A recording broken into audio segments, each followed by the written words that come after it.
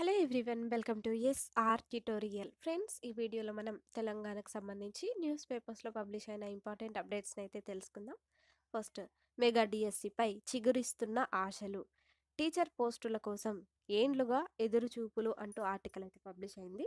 గడిచిన 10 ఏళ్లలో ఒకేసారి రిక్రూట్మెంట్, ఉమ్మడి జిల్లాలో వేలాదిగా బీఈడి డిఈడి కంప్లీట్ చేసిన యువత అంటూ మనకు వెలుగు పేపర్లో పబ్లిష్ అయింది. సో దీని గురించి చూద్దాము.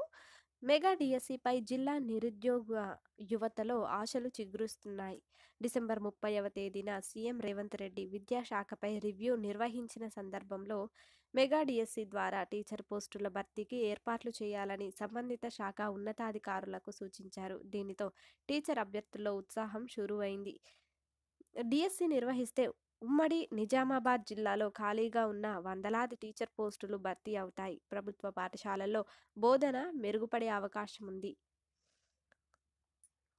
ఇక్కడ మనకి నిజామాబాద్లో పరిస్థితి ఇలా అంటూ ఇచ్చారనమాట. సో ఇక్కడ జిల్లాలో 789 ప్రైమరీ, 138 అప్పర్ ప్రైమరీ, 269 హై స్కూళ్ళు. సో ఈ విధంగా నిజామాబాద్కి సంబంధించి అయితే డీటెయిల్స్ అయితే ఇచ్చారు. అదేవిధంగా కామారెడ్డి జిల్లాకు సంబంధించి కూడా ఇవ్వడం అయితే జరిగిందనమాట. సో ఇక్కడ మనకైతే ఉమ్మడి జిల్లాలో బీఈడి కంప్లీట్ చేసిన వాళ్ళు 15,000, డిఈడి చేసిన వారు 6,000కు పైగా ఉన్నారు. తెలంగాణ వర్సిటీతో పాటు జిల్లాలో 8 బీఈడి డిఈడి కాలేజీలు ఉన్నాయి. ఏటా 600 మంది టీచర్ కోర్స్ పూర్తి చేస్తున్నట్లు అంచనా. వీరంతా డిఎస్సి కోసం ఎదురుచూస్తున్నారు. గత బీఆర్ఎస్ గవర్నమెంట్ 2023 సెప్టెంబర్లో టీచర్ పోస్టుల భర్తీకి నోటిఫికేషన్ వేసింది.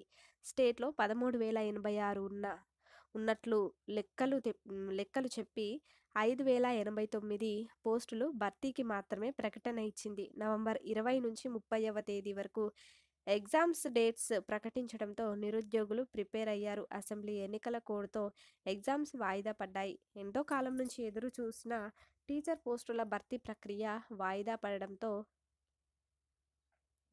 నిరాశకు లోనయ్యారు. సీఎం రేవంత్ రెడ్డి 2 రోజుల కింద చేసినటువంటి ప్రకటనతో మళ్ళీ వారిలో ఆశలు పెరిగాయి. 2023 సెప్టెంబర్లో గుర్తించిన ఖాళీలకు తోడుగా ఇప్పుడు మరిన్ని పెరిగే అవకాశం ఉందని నిరుద్యోగులు భావిస్తున్నారు అంటూ సో ఈ విధంగా అయితే ఇవ్వడం అయితే జరిగిందనమాట. సో ఇక్కడ మనకైతే 10 ఏళ్లుగా ఎదురు చూస్తున్నా అంటూ మనకైతే ఆముదాల నరేష్ శాంతాపూర్ బిచ్కుంద నుంచి సో ఈ విధంగా వీరైతే ఎదురు చూస్తున్నా అంటూ ఇచ్చారనమాట. సో నెక్స్ట్ చూద్దాం. ఏప్రిల్లో టెట్ అంటూ ఇచ్చారు. ఉపాధ్యాయ అర్హత పరీక్ష నిర్వహణకు విద్యాశాఖ సన్నాహాలు చేస్తోంది. విద్యాశాఖపై సీఎం సమీక్షలో ఈ అంశం చర్చకు వచ్చింది. ప్రభుత్వ టీచర్లకు పదోన్నతి కల్పించడానికి టెట్ అనివార్యమని అధికారులు సీఎంకు తెలిపారు. దీంతో త్వరగా టెట్ నిర్వహించాలని సీఎం ఆదేశించినట్లు అధికారులు చెబుతున్నారు. అయితే ఈ నేపథ్యంలో ఏప్రిల్లో ఈ పరీక్ష నిర్వహించే అవకాశాలు కనిపిస్తున్నాయి. రాష్ట్రంలో 1.03 లక్షల మంది ప్రభుత్వ ఉపాధ్యాయులు ఉన్నారు. 2012కు ముందు టెట్ లేకపోవడంతో అంతకుముందే ఉన్న దాదాపు 60,000 మంది టీచర్లకు ఈ అర్హత లేదు. మరోవైపు టెట్ ఉంటే తప్ప పదోన్నతులు కల్పించడానికి వీల్లేదని 2012లోనే కేంద్రం తెలిపింది. అయితే టెట్ పరీక్ష నిర్వహించే వరకు ఈ నిబంధనలను అమలు చేయలేమని పేర్కొంటూ ఉమ్మడి రాష్ట్ర ప్రభుత్వం అప్పట్లో మినహాయింపు ఇచ్చింది. కేంద్రం తాజాగా మరోసారి ఈ నిబంధనను తెరపైకి తేవడం, సుప్రీంకోర్టు కూడా టెట్ తప్పనిసరి అని తీర్పు ఇవ్వడంతో గత ఏడాది నుంచి పదోన్నతులు నిలిచిపోయాయి అంటూ ఇచ్చారు. మెగా డిఎస్సికి టెట్ ఆటంకం అంటూ ఇచ్చారనమాట. సో ఇదేంటంటే తెలంగాణ రాష్ట్రంలో మెగా డిఎస్సి నిర్వహిస్తామని కాంగ్రెస్ ఎన్నికల మేనిఫెస్టోలో హామీ ఇచ్చింది. ఈ నేపథ్యంలో దీని అమలుపై అధికారులతో సీఎం చర్చించారు. మెగా డిఎస్సి చేపట్టాలంటే ఉపాధ్యాయ ఖాళీలపై స్పష్టత రావాలి. రాష్ట్రంలోని దాదాపు 10,000 స్కూల్ అసిస్టెంట్ పోస్టులను సెకండరీ గ్రేడ్ ఉపాధ్యాయులకు పదోన్నతులు కల్పించడం ద్వారా భర్తీ చేస్తారు. ఇవి కాకుండా ఇప్పటికే 12,000 పోస్టులు ఖాళీగా ఉన్నాయి. వీటితో పాటు ఎస్జిటిలు మొత్తం కలిపి 22,000 టీచర్ పోస్టులు భర్తీ చేయాల్సి ఉంది. టెట్ లేని కారణంగా పదోన్నతులు ఇవ్వడం సాధ్యం కావడం లేదు. ఈ కారణంగానే టెట్ నిర్వహించాలని ప్రభుత్వం భావిస్తోంది అంటూ ఇచ్చారు. మరి టెట్ ఎవరికి అంటూ కూడా ఇచ్చారనమాట. ఇచ్చారనమాట. రాష్ట్రంలో సర్వీసెస్‌లో ఉన్నవారికి డిపార్ట్‌మెంట్ టెస్ట్ మాదిరి ప్రత్యేకంగా టెట్ పరీక్ష నిర్వహించాలని టీచర్లు కోరుతున్నారు. వీరితో పాటు బీఎడ్, డీఎడ్ పూర్తి చేసిన వాళ్ళు కూడా ఈ పరీక్ష రాస్తారు. ప్రైవేట్ స్కూళ్లలో పనిచేయాలన్నా టెట్ తప్పనిసరి. కాగా ఏడాదికి 2 సార్లు టెట్ చేపట్టాలని ప్రభుత్వ నిబంధనలు చెబుతున్నా ఇది అమలుకు నోచుకోవడం లేదు. ఇప్పుడు సర్వీస్‌లో ఉన్నవారికి విధిగా టెట్ నిర్వహించాల్సిన పరిస్థితి నెలకొనడంతో అందరికీ కలిపి సాధారణ టెట్ నిర్వహించాలని విద్యాశాఖ ప్రభుత్వానికి నివేదించింది.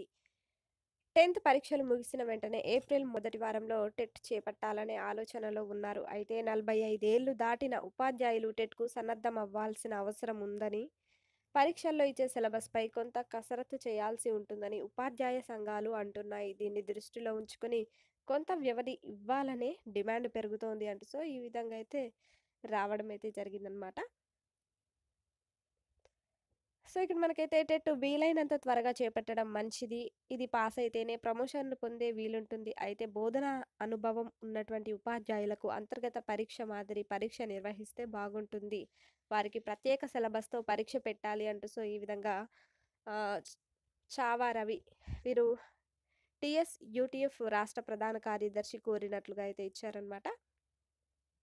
సో, ఈ ఏప్రిల్‌లో టెట్ అంటూ ఈ విధంగా అయితే మనకైతే రావడం అయితే జరిగింది. సాక్షి పేపర్‌లో అయితే 60,000 మంది టీచర్లు రాసే అవకాశం, పదోన్నతులకు అనివార్యంగా మారిన అర్హత పరీక్ష, ఉపాధ్యాయ ఖాళీలపై స్పష్టత వస్తేనే మెగా డీఎస్సీ అంటూ సో, ఈ విధంగా దీనికి సంబంధించి అయితే ఇచ్చారు.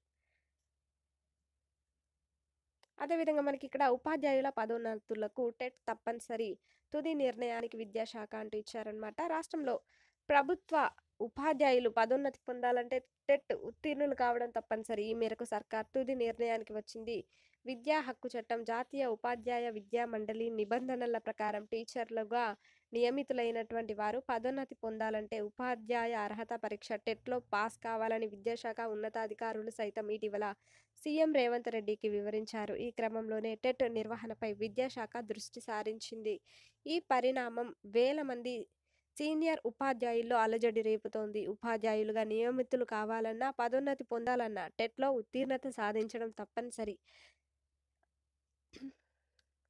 ఎన్‌సీటీఈ 2010లోనే నిబంధనలను నిర్దేశించింది. అయితే ఈ కొత్త నియామకాల్లో ఈ నిబంధనలను అమలు చేస్తున్న పాఠశాల విద్యాశాఖ పదోన్నతులకు మాత్రం అమలు చేయడం లేదు. ఈ క్రమంలో టెట్ ఉన్నవారికే పదోన్నతులు ఇవ్వాలని పలువురు టీచర్లు కొద్ది నెలల క్రితం హైకోర్టును ఆశ్రయించారు. పదోన్నతి పొందే వరకు టెట్‌లో పాస్ అయిన వారితో సీనియారిటీ జాబితా సమర్పించాలని గత సెప్టెంబర్ 27న హైకోర్టు మధ్యంతర తీర్పు వెలువరించింది. దాంతో స్కూల్ అసిస్టెంట్లుగా, గెస్టెడ్ హెచ్ఎంలుగా పలువురికి దక్కాల్సిన ప్రమోషన్లకు బ్రేక్ పడిన విషయం తెలిసిందే అంటూ ఇచ్చారనమాట.